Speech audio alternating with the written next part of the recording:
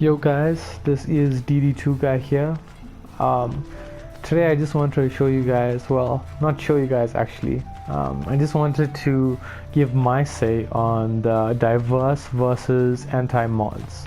So that's probably one of the biggest debates, well, I would assume, whether you should use a diverse build or an anti-build. So I just wanted to give some comparisons and some info on diverse builds. I'm not going to demonstrate that, I'm just going to explain it out from my understanding. So yeah, let's start off with the basics. So anti-mods pretty much allow your defenses to give extra damage to certain types of enemies. So right here, I just dumped some relics, so I got anti-support. So like those orange things, those are generally support enemies. So if your defense is doing damage, it's going to do an extra 48% damage. Now I believe if this was changed to Chaos 8, it would do 50% damage. So whenever it's doing damage to a support enemy, it would typically do 50% extra damage. So that is pretty cool. Now hypothetically, if that same defense was up against something that isn't support, you're not going to get any benefit from that. So that's pretty much how the anti-mods work. So in terms of diverse mods, what's really awesome about diverse mods is they will actually target out all types of mobs. So whether you're dealing with a goblin, a melee, a support enemy, it's going to do that extra damage to all types of enemies. So so you can see the already some advantage with diverse builds. So the clear advantage is being able to do lots of different, lots of extra damage to all types of enemies. When I say all types, I mean all the different mobs. So that's the advantage of diverse. And with melee, with anti-builds, the advantage is actually being able to stack them. So if I were to have like anti-ranged, anti-support, if I were to have, let's just say I had an orc, let's say the orc is melee, which I believe he is. So this guy is going to take these two mods here added together. So anti-melee we stacked with anti-orc.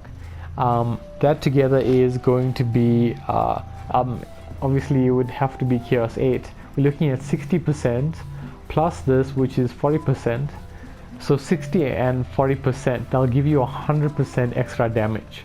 Just those two mods stacked up together.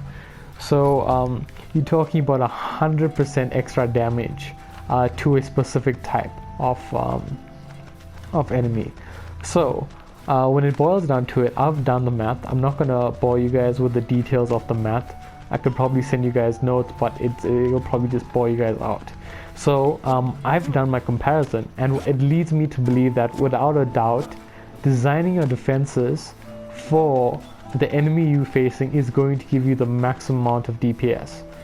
So anti-mods designed for a lane is without a doubt the winner. So yeah, definitely go with anti-mods. That's what I would say.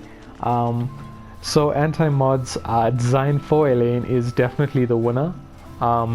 Designed for that lane specifically, but obviously you can't just design your relic just to be for a specific lane. It actually is quite difficult. So if you want to do something, as I mentioned, you probably want to go full anti. So you probably want to go with the basics, have a destruction, have a deadly strikes. This is just a generic build. Have a gilded rate. This is not gilded. If it's gilded, you will reach the speed cap. So have a gilded, and then you can stack a whole bunch of anti-mods just for that specific lane. So whether you're dealing with anti-melee, if it's a ranged enemy, just stack those type of that type of relic for that enemy, and that's how you'll get the maximum amount of damage, just stacking those mods together. Now assuming you design many relics, you'll have many different heroes to use those relics in. So what you would want to do there typically is not use your mass destruction there, and rather use it on something that boosts your defenses. So you can use it on many different lanes. So something like the boost aura, or potentially a buff beam, to use your mass destruction there. So you're actually buffing out all of your defenses and getting the maximum amount of damage. So that is what I would recommend. Anti-mods are great. I would also recommend using anti-mods for your towers. So diverse mods for towers, I would definitely say no.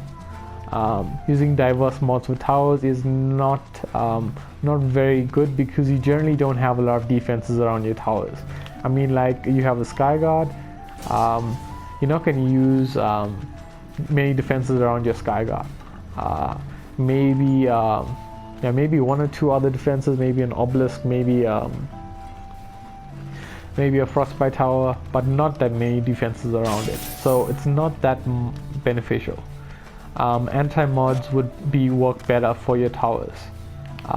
Yeah, so tower type, I would stick to anti-mods. Designing a specific relic for our lane, that is the most power. And diverse builds, if you just want to go with something simple, I use a diverse build on my flame aura. So and I use a mass destruction with it. So my build for my flame aura is a diverse critical damage, diverse critical chance, attack rate 10, and I normally put a deadly strikes, destruction, and mass destruction here. So that gives me a good amount of damage, and I use a whole bunch of defenses all around my flame aura. That gives me a good sense of diverse damage, and it will be able to take on any kind of enemies. So any kind of mobs I'm facing, it's going to do a good amount of damage to all of them, regardless of what type they are. But my recommendation is you can use diverse mods. They will work really nicely. If you're using a diverse build, just use diverse mods completely. They are quite effective just for defenses you lay nearby. For your tower type, I would use anti-mods. So diverse mods, that's the power of it. It will do extra damage to all the enemies. From my calculations, I would say that you would need at least 4. I would recommend 5 different types of defenses around this just to gain that benefit.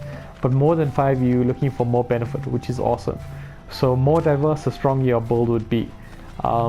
But stacking anti-mods for a specific lane is the winner without a doubt. Yeah, so that's pretty much my say on anti-mods and diverse mods. It's really up to you guys to decide what kind of build you want to follow. Anti-mods are generally quite effective, designed for a lane, but diverse mods are quite effective as well. If you're going for a diverse build, I would suggest you using it. Another thing to consider about diverse mods is the attack rate. So this tower here attacks at 0.31 seconds. So I would recommend that you actually gain a bit of benefit from your defense having a fast attack rate. So if it attacks faster, in theory, it should actually have a high chance of deciding whether it wants to be a critical hit or a normal hit. So yeah, if the tower attacks fast, then you actually gain a bit more value from actually using some diverse mods. But yeah, that is pretty much my say on diverse mods and anti-mods.